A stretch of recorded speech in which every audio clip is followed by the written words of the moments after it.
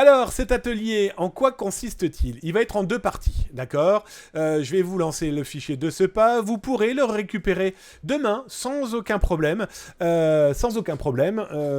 L'intégralité. Je vous donnerai le lien qui vous permettra de le télécharger à partir de Zataz ou d'un lieu, un cloud genre méga, hein, le méga de Zataz par exemple. Comme ça, vous pourrez récupérer l'intégralité. C'est une centaine de slides que vous pourrez modifier. Voilà, vous en faites ce que vous voulez, c'est à vous. Pour la petite information, j'ai fait cet atelier pour les Folies Web, qui est une entité qui travaille avec l'AFNIC et Neo Camino, et qui permet en fait à des PME, dans le numérique ou non, en tout cas qui sont noyés par l'informatique, eh bien d'apprendre, d'avoir des impointances sur le numérique, sur eh bien voilà, les bases de la sécurité informatique, parce qu'en face, on a des pirates informatiques qui sont prêts à tout. Protégez votre savoir-faire, protégez vos clients, protégez vos partenaires, protégez vos employés.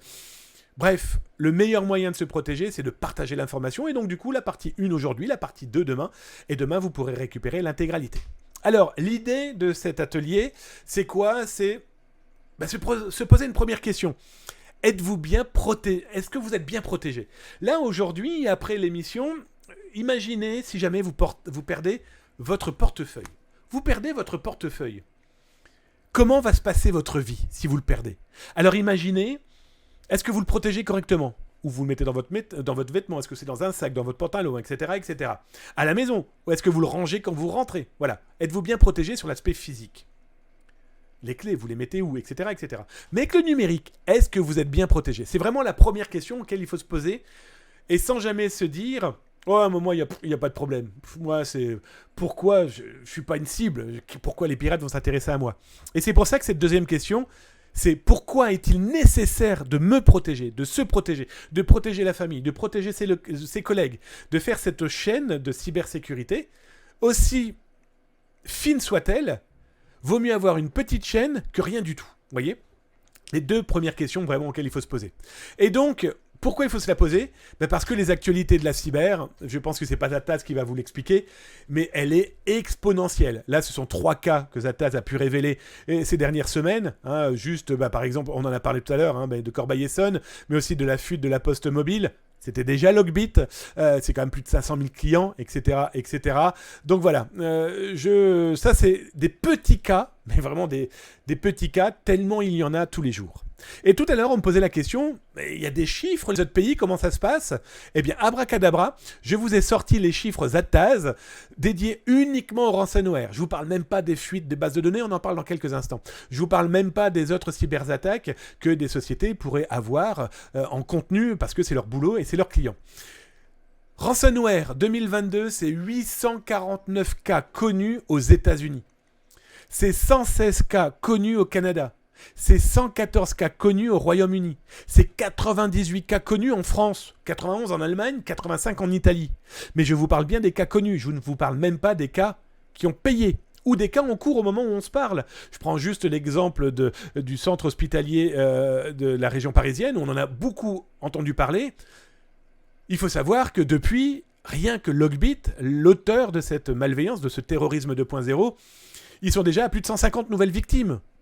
Alors je vais vous dire, le centre hospitalier, il y a longtemps qu'ils l'ont oublié, ils sont déjà passés à autre chose.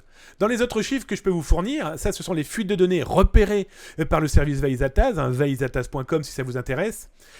Plus de 110 000 fuites de données qu'on ne connaissait pas pour les États-Unis en 2022. En France, c'est plus de 21 000 bases de données, fuites de données qu'on ne connaissait pas en 2022. Et attention, je vous le dis très clairement, ce sont nous ce qu'on découvre, ce qu'on voit. Mais quel est le pourcentage de ce qu'on voit? On n'en a aucune idée. C'est le principe un peu du dark web et du darknet.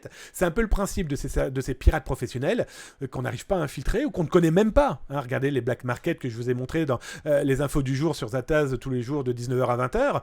Sur Twitch, voilà, il y a ce qu'on découvre et il y a ce qu'on ne découvrira jamais. Ou il y a ce qui est passé sous la table, le principe des ransomware, où il y a des gens qui payent. Beaucoup de gens payent. Et on ne le saura jamais. On le saura le jour où la donnée va quand même fuiter parce que les pirates vont quand même avoir besoin de la monétiser et qu'il va falloir expliquer d'où elle vient. Hein. Je vais être très honnête avec vous sur le sujet. Alors, deuxième partie, quelles sont les menaces et leurs impacts?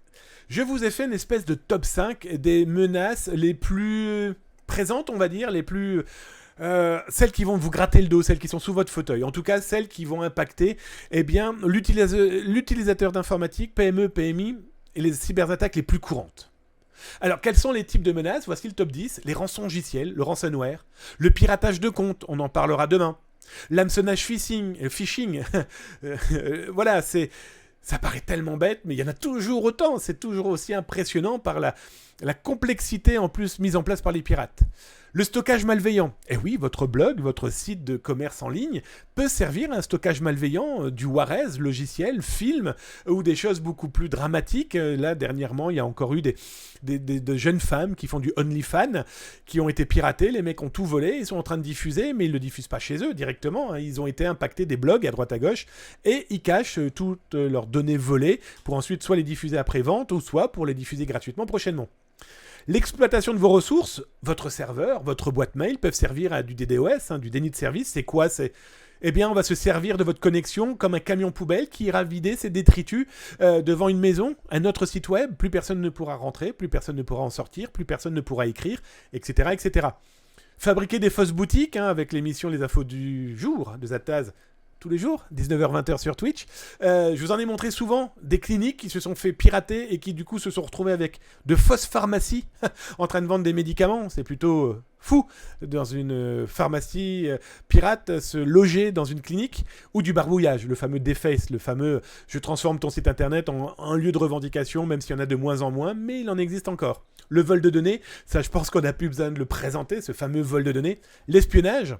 J'ai des cas que je ne citerai pas ici nommément, mais qui se retrouvent à avoir été espionnés pendant plusieurs mois, juste pour connaître quels sont les produits qui vont être diffusés lors de Halloween, lors de Noël. Eh bien oui, les community managers et les sociétés de marketing numérique, les équipes marketing numérique sont en train de préparer en ce moment Noël, les vitrines numériques, et donc du coup, un pirate informatique qui peut voir ce qui va être proposé dans les vitrines dans 3 semaines ou dans 2 mois, c'est stratégiquement très intéressant pour les produits qu'il va vouloir vendre peut-être contrefaçon, ou revendre cette information à des concurrents, ou tout simplement s'en servir à des fins mercantiles, loin d'être négligeable. Les faux ordres faux virements, les faux ordres de virement, les faux vies, diffusion de fausses informations, votre blog, votre site pourrait servir à des fakes, ou la manipulation de votre boutique en ligne, tout simplement.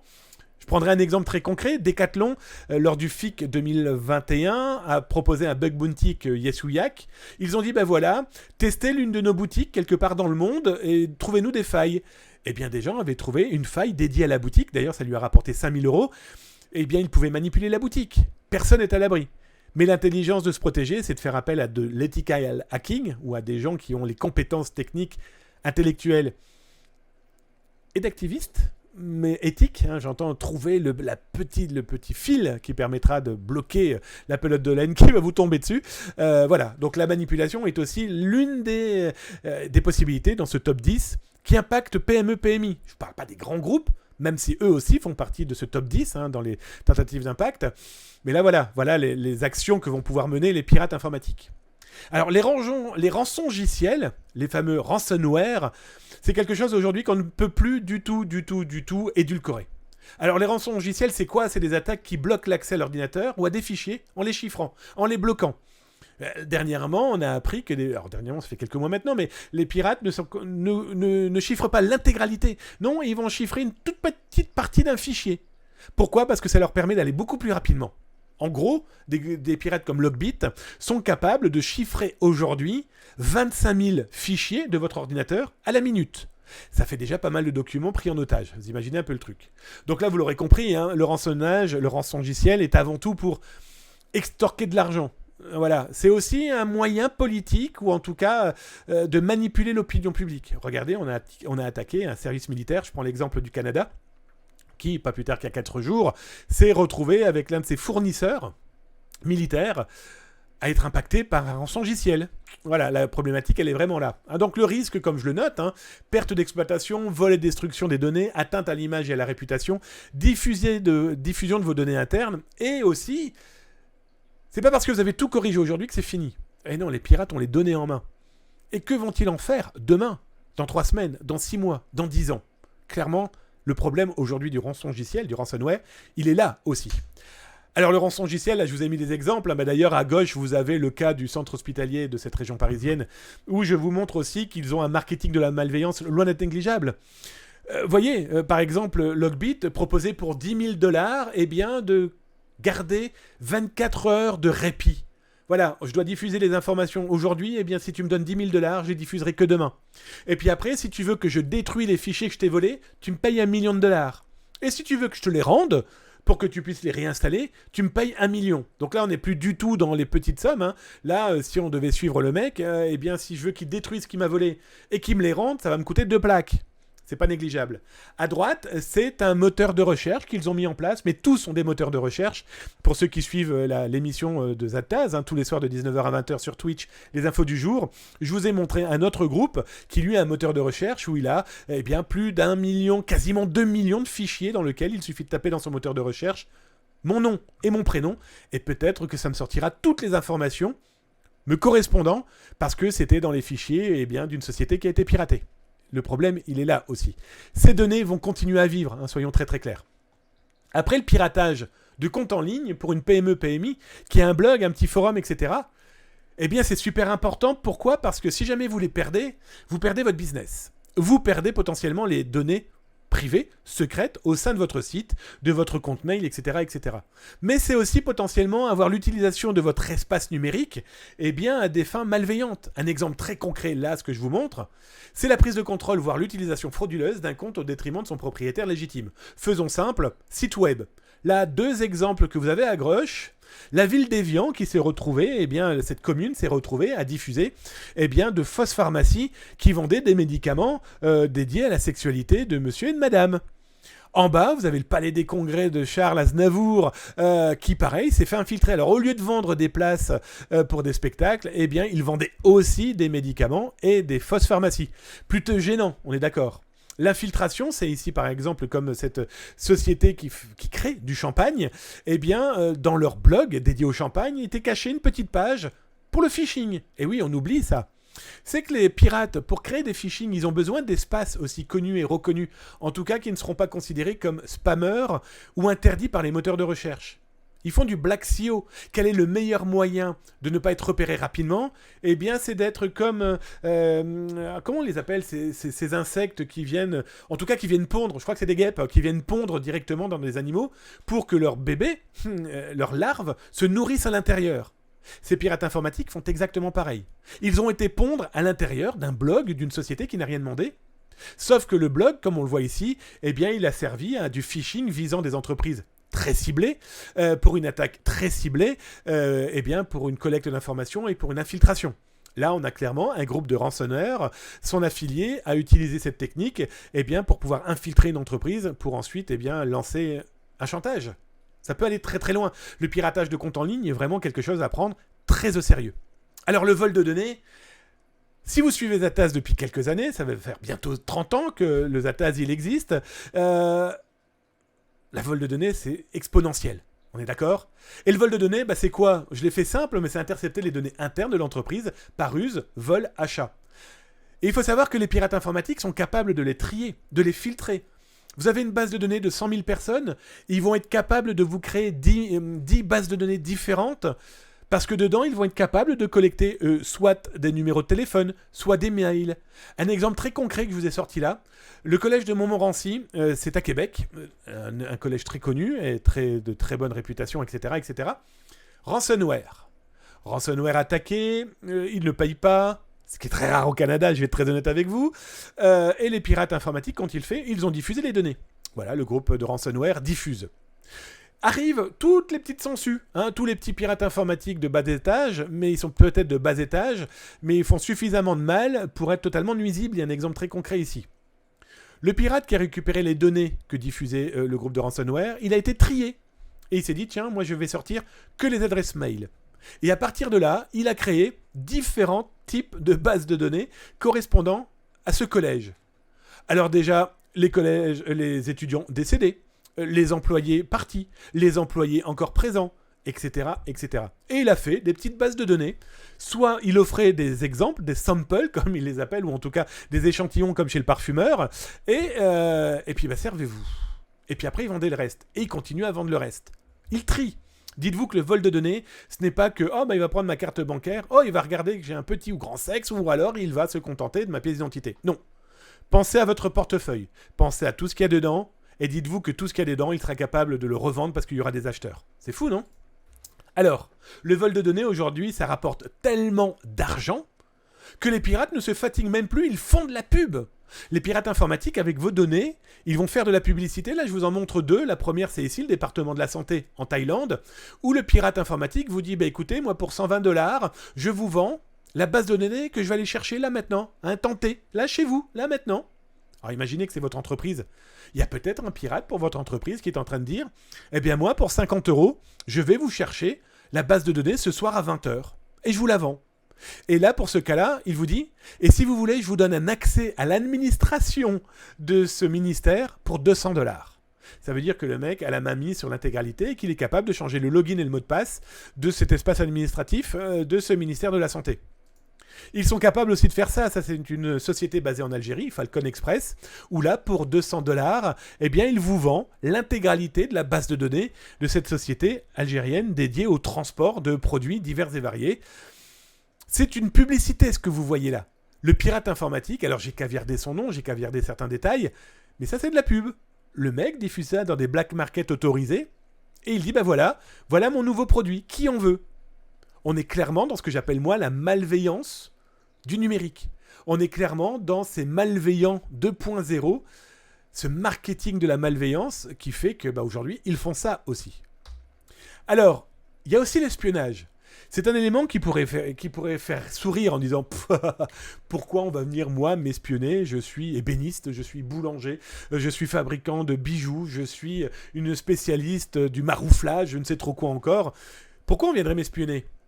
Ben, il faut arrêter de regarder un petit peu son petit nombril. C'est qu'avec le numérique, aujourd'hui, le nombril, on se le partage. Et donc, bah, pirater, c'est pirater votre ordinateur.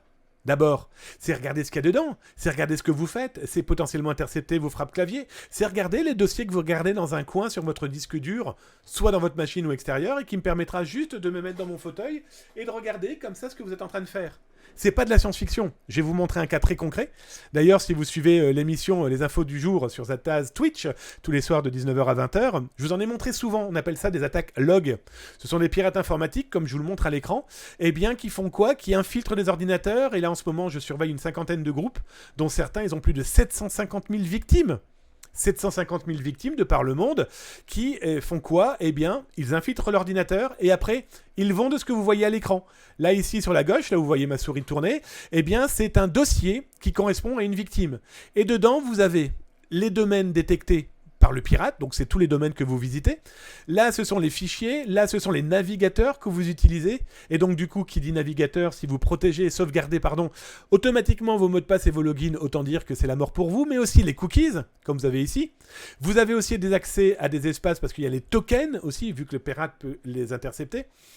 En plus, si certains utilisent des FTP qui permettent donc de télécharger par d'autres moyens, il le fournit. Et surtout, tous les jours, alors bien sûr, là vous l'aurez compris, password, pas besoin d'être grand clair pour comprendre que dedans, il y a l'intégralité des mots de passe et des logins, des identifiants de connexion, sur tous les sites que la victime va visiter et utiliser. Et tous les jours, vous avez la petite capture écran qui permet de dire au client, ben voilà, aujourd'hui ça fonctionne encore, la preuve. Et le mec, ou la fille, parce qu'il y a les deux dans le monde des pirates informatiques, eh bien va vous diffuser ce genre d'informations en disant, c'est bon, on y est toujours, voici la preuve. Là, ce que vous voyez là à droite, c'est l'user information. C'est vous expliquer quelle est la victime. Bien sûr, j'ai caviardé certains éléments. C'est pas la peine de trop en montrer non plus. On va pas être fourniture de moyens et surtout, on n'est pas là pour se transformer en pirate ou en dangereux hacker ou le contraire. Tiens, c'est bizarre, qu'est-ce qu'il vient de dire là? Toujours est-il qu'un exemple très concret, voilà le fichier password, à quoi ça ressemble. Vous avez le site visité par le pirate, son username, son password et le navigateur qu'il peut utiliser. Et là, c'est plus que du caviar. Il faut savoir que ce genre d'information soit s'offre en forme d'échantillon pour en acheter d'autres. Et les tarifs qu'on peut voir en ce moment, c'est entre 150 et plusieurs milliers de dollars selon la victime. Voilà une des captures écran faites par un pirate pour dire, voilà, je suis toujours dans l'ordinateur de cette victime, servons-nous. La suite demain, les amis, partie 2. 19h-20h pour les infos du jour. Et puis ensuite, et tout ça, vous pourrez le récupérer. Demain, on voit d'autres attaques et surtout Comment s'en protéger? Parce que c'est quand même ça la base, hein. On est là aujourd'hui, et tout le mois d'octobre pour le mois de la cybersécurité. On est là pour se protéger, d'accord?